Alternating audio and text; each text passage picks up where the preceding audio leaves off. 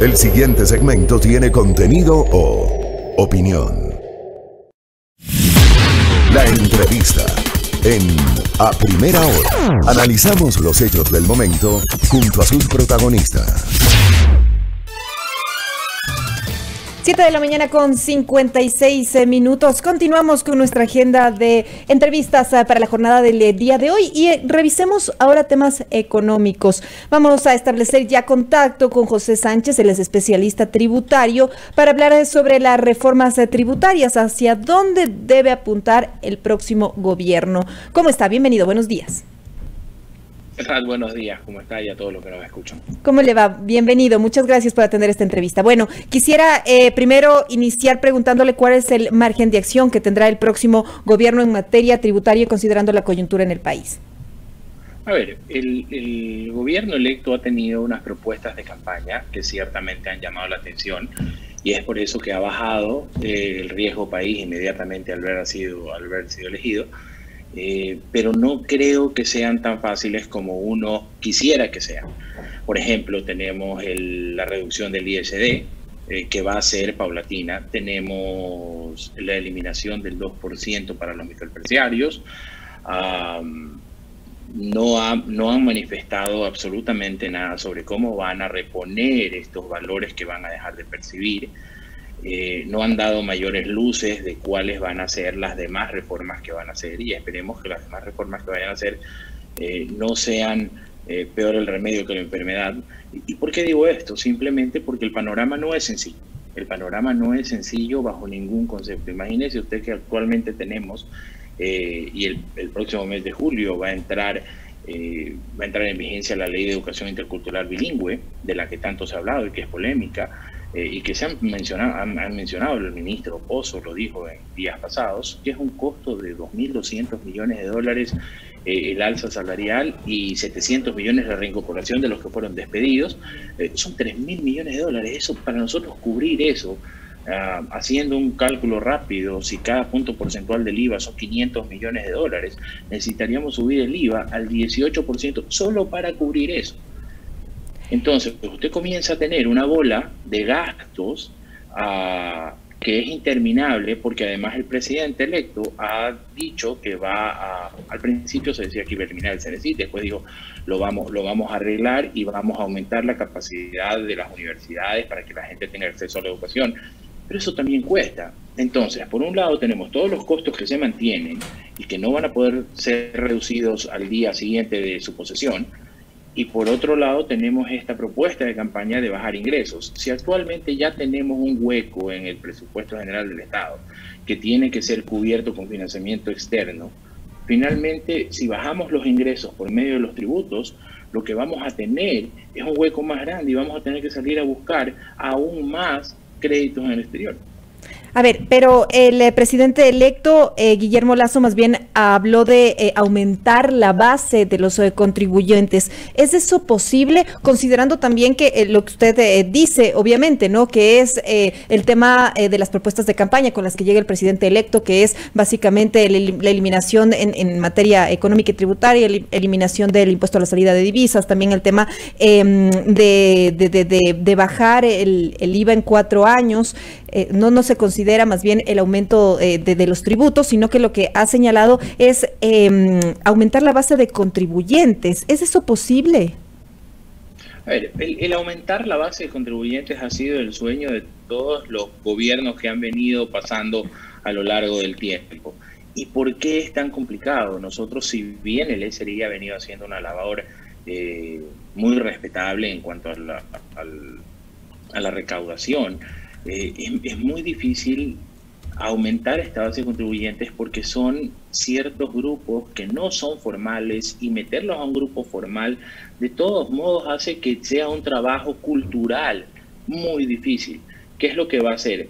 Podemos intentar, sé que hay una gran cantidad de informales vendiendo en la calle, que ellos paguen impuestos. ¿Cómo podemos hacer que el Uber, hemos puesto ya que un porcentaje del IVA del servicio del Uber sea cobrado, pero hay otro valor de esta gente que hace transporte que no va a ser posible. son muy poco rastreables sus actividades económicas. Y además, en un país que es tan difícil como el nuestro, vea lo que está pasando con los transportistas y todo. Cada quien jala para su molino. El día de mañana usted se quiere meter con ciertos sectores y lo que van a hacer es salirles a las calles a intentar desestabilizarlo al gobierno para que no le suban los impuestos. Es decir, no le pongan más impuestos. Es decir, que no sería factible el tema de aumentar esta base de contribuyentes. Definitivamente no es algo que se pueda realizar. A mi criterio es muy difícil. A mi criterio es muy difícil. Ahora, sobre el tema de la eliminación del impuesto a la salida de divisas, que es una de las cosas que más ha impulsado y que impulsó durante la campaña, ¿qué efectos tendría este tema en la economía ecuatoriana, en la recaudación? A ver, actualmente el 5% representa aproximadamente 1.500 millones de dólares. Entonces, si usted quiere bajarle gradualmente, no sé si va a ser por 0.5, por 1% o algo por el estilo, usted está siempre hablando de bajar la recaudación en 200 millones, 300 millones, dependiendo de qué lleguemos, hasta eliminarlo totalmente. Pero el problema no es ese, el problema es que eso te hace ver bien internacionalmente. El problema es esa baja de recaudación que no vemos cómo va a ser sustituida, o al menos no nos han dicho cómo va a ser sustituida en el plazo inmediato. Recordemos que la economía es un ciclo. Entonces, si usted baja un impuesto, sus gastos se mantienen, usted tiene que cubrirlos, va a tener que endeudarse. Y dice, bueno, pero es que esto me va a ayudar a la inversión extranjera. Sí, pero la inversión extranjera no va a venir mañana. La inversión extranjera se toma su tiempo en analizar a dónde va a ir, cómo va a ir, ingresa y pagará impuestos después, para el siguiente año. Eso mismo era lo que yo quería preguntarle, porque definitivamente este fue uno de los puntos que más se señaló durante la campaña, el tema de que la eliminación del impuesto a la salida de divisas lo que va a hacer es atraer la inversión extranjera, por lo tanto generar trabajo, y eso a la larga ayuda al tema de la reactivación económica. A ver, pueden haber ciertos incentivos que están bien marcados en la ley actualmente, que son a las inversiones nuevas, donde se les da una eliminación del impuesto a la renta por los próximos 15 años, exoneración, perdón, del impuesto a la renta por los próximos 10, 12, 15 años, dependiendo de cuál sea la inversión. Y creo que esos son los incentivos.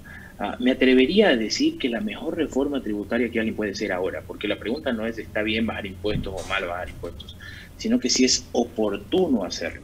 En la situación actual del país, ustedes lo han escuchado al ministro en la entrevista anterior, donde se ve también que el subsidio hay que eliminarlo porque el gobierno está muy complicado en cuanto a sus ingresos, ¿ya? Por eso la pregunta es si es oportuno hacerlo. Entonces, si no es oportuno hacerlo, lo que tenemos que hacer como país, y que no hemos hecho en los últimos 15 años, es darle una estabilidad tributaria a los contribuyentes, ¿ya? Porque hemos tenido 37 reformas tributarias, 38 reformas tributarias en los últimos 14 años, ¿ya? Entonces, lo que yo creo que podría hacer el nuevo presidente es marcar la cancha definitivamente para la inversión extranjera. Manténgala como está. Mantener el impuesto a la salida de divisas, porque usted, el inversionista extranjero, sabe que existe este 5%, sabe que existe tal tema de trabajadores, el 15% de trabajadores y todo lo demás. Si Ecuador es atractivo para ellos, ya, con que no le cambien las reglas del juego a lo largo del tiempo, ya es suficiente. Eso nos lo van a trasladar a nosotros, los consumidores finales, obviamente no van a pagar ellos, ¿ya? Porque así funciona. Y para los nacionales igual, los nacionales han hecho fortunas estando aquí. Y el problema ha sido este cambio de normas constante que ha afectado su programación a largo plazo. Definitivamente. Entonces, estos puntos definitivamente lo que hacen es ahuyentar la inversión, definitivamente la nacional, e incluso en el tema más micro, más pequeño, a quienes de alguna forma pretenden pues instalar negocios o abrir emprendimientos, empresas familiares, etcétera. El tema de que todo el tiempo se nos esté cambiando las reglas del juego de alguna manera también está ahuyentando la inversión y la generación de empleo, por lo tanto. Esa es la inseguridad jurídica de la que tanto se habla. Que es que nos cambien las reglas del juego constantemente. O sea, algo para variar, algo nuevo en Ecuador sería que no te las cambien. Sería que no te hagan una reforma tributaria todos los 31 de diciembre, para que sepas cómo vas a recaudar el siguiente, o sea, cómo vas a aportar el siguiente año. Si es que nosotros le diéramos al inversionista extranjero, a los microempresarios, una capacidad de poder programarse de aquí a los próximos 4 años, con los impuestos que tengan que correr, porque como decía el ministro en la entrevista anterior, tenemos que apoyar el hombro. Pero he escuchado de todo en estos últimos días y lo decía en alguna otra entrevista, que esperemos que el remedio no sea peor que la enfermedad. Porque yo no esperaría que el gobierno entrante esté pensando en poner para recaudar o cubrir este hueco que está haciendo un impuesto al patrimonio, o intentar a la empresa privada cargarle algo más bajo el concepto del que más tiene más paga. Recordemos que ya la situación para mantener a los empleados, donde el SRI, el IES han ido muy a rajatabla con sus normas y con sus cobros, a pesar de que las empresas, si bien pueden facturar, pero tal vez no cobran o se demoran 120 días en cobrar, porque ese es un problema del día a día del empresario. No puedo creer, o no creería yo, que habría la posibilidad de aumentarle un porcentaje en impuestos en ningún tipo. Ahora, en este punto me gustaría hacerle la pregunta a José Sánchez, especialista tributario, con quien estamos dialogando a esta hora. ¿Qué cambios entonces son los recomendables? ¿Dónde actuar? Porque usted nos señala que tampoco sería prudente el tema de generar impuestos a los que más tienen, impuestos a las empresas. No sé, ¿cuáles serían las alternativas? Personalmente yo creo que podría ser responsable sentarse el 24 de mayo en Carondelet, analizar cómo están realmente los números, ver qué van a hacer con esta ley de educación intercultural bilingüe, porque créanme que se les va a venir, si no cumplen con el compromiso, se les puede venir un paro de los trabajadores de la educación, que va a ser muy complicado, es mucha gente, ¿ya? Y después de eso, una vez que ha recibido el gobierno, una vez que el ministro se ha sentado, el ministro de Economía, el nuevo ministro de Economía se ha sentado, ver si van a hacer algo o es prudente hacer algo en cuanto a lo tributario. Pero sé que actualmente ya tienen una ley de reforma tributaria que va a ser presentada el día de la investidura. Ciertamente deben haber analizado todos los parámetros, pero lastimosamente el común de los mortales no tiene la información como para poder debatirlo con usted ahora en este medio, donde dicen, lo único que vemos nosotros es que van a disminuir recaudación, porque eso es lo que hace cuando bajan los impuestos, pero no sabemos de la otra contrapartida, que es de dónde va a salir la plata para cubrir ese hueco. Si bien el precio del petróleo está subiendo, recordemos que el petróleo nuestro está actualmente ya entregado a China para los próximos 20 años. Entonces, eso no es un ingreso real que vamos a tener. La minería, yo personalmente creo que la minería responsable, tiene que ser fomentada en este país, y no hemos visto un pronunciamiento directo del presidente de que va a apoyar la minería responsable. Hay varios caminos, pero si es que no tenemos una idea clara y no nos han propuesto una idea clara, no podemos opinar mucho. Sobre el tema de la reducción del IVA en los feriados también que anunció el presidente electo, este también sería otro mecanismo que estarían analizando y que posiblemente podría estar en este proyecto, en esta reforma que, como usted nos lo ha dicho, todavía no tenemos idea, pero sabemos que estaría ya que lo tendrían listo para enviarlo al legislativo. Definitivamente la reducción el sector del turismo necesita un incentivo, ya sea IVA, sea crédito a largo plazo con buenas tasas de interés para los hoteles, para los restaurantes y todo lo demás. Lo único que hay que hacer en esa recomendación, en ese IVA que quieren hacer diferenciado, es manejarlo bien, porque si no, ¿qué es lo que va a pasar? La gente, si decimos tales días de feriado el IVA baja a tanto, la gente va a esperar la compra de ciertos bienes para esos días que no va a tener IVA, ¿ya? Pero si es que lo manejan, lo centralizan, lo focalizan, que no es del todo fácil, porque los contribuyentes deberían registrarse y cosas por el estilo, para decir, sabes que tales hoteles no tienen IVA, los pasajes no tienen IVA, los restaurantes no tienen IVA y servicio esos días.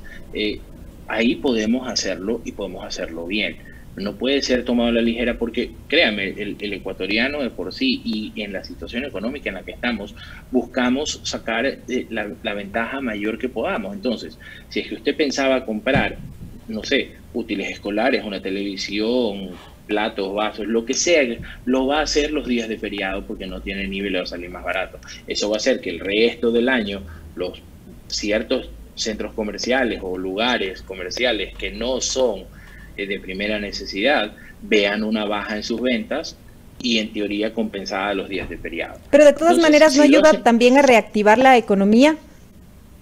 Sí, definitivamente. Sí, es que, pero acuérdense que esa espera, como la economía dice, los sueldos no esperan, el IES no espera, el SRI no espera.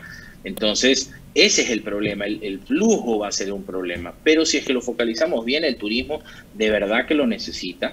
En alguna ocasión tuve la oportunidad de reunirme con las asociaciones y todas de turismo tienen un plan bien establecido, deberían escucharlos, deberían ver el documento que ellos han elaborado, donde dicen cuáles son los incentivos que necesitan para poder recuperarse. Ahora, y ya para cerrar, por favor, me gustaría tener su criterio respecto a la eliminación del impuesto del 12% a los microempresarios. ¿Se debe hacer? ¿Cómo debería hacerse? A ver, yo creo que la recaudación del 2% debe eliminarse, y si es que el gobierno entrante quisiera focalizarlo mejor. ¿Qué es lo que pasó? Actualmente crearon microempresarios a diestra y siniestra sin tener ningún parámetro adicional, solo su facturación, ¿ya? Pero tenemos que saber que en época de crisis la gente ha facturado, pero muy probablemente no ha cobrado o no ha cubrido ni siquiera sus costos, pero además tiene que pagar impuestos. ¿Ya? Y los pocos que han querido, o de los que hemos conocido el caso, que han querido salir de este régimen de microempresas, el SRI ha estado en un gran porcentaje cerrado a sacarlos de microempresas y se han quedado con microempresas y han tenido que pagar impuestos. Entonces, estas microempresas son los emprendedores, los que recién están comenzando, y esto ha sido un problema. Pero además, no creemos que es una recaudación significativa como para que queramos ponerle tanta presión a este grupo. Debería eliminarse y repensarse cómo hacer que este grupo pague de una forma... ¿Para qué lo hace el gobierno? Porque es un número, es una tabla, ¿no? Tantos han facturado tanto, yo les cobro el 2%, el ingreso es tanto. Y yo ya sé que voy a tener tanto en mi bolsillo. No tenemos que esperar no tenemos más o menos que esperar a abril a ver cómo se han movido las grandes corporaciones y cuánto van a pagar de impuestos. Porque tú tienes la historia de esas empresas o microempresas en los últimos 5 o 6 años y sacas un promedio, ¿ya? Pero sí puede ser repensado y yo creo que debería ser eliminado. Muchas gracias por su tiempo, por esta entrevista, señor José Sánchez. Gracias a usted, Selrat. Muchas gracias. Son las 8 de la mañana con 14 minutos. Estábamos dialogando con José Sánchez, especialista tributario, hablando precisamente sobre una posible reforma tributaria y hacia dónde debe apuntar el próximo gobierno.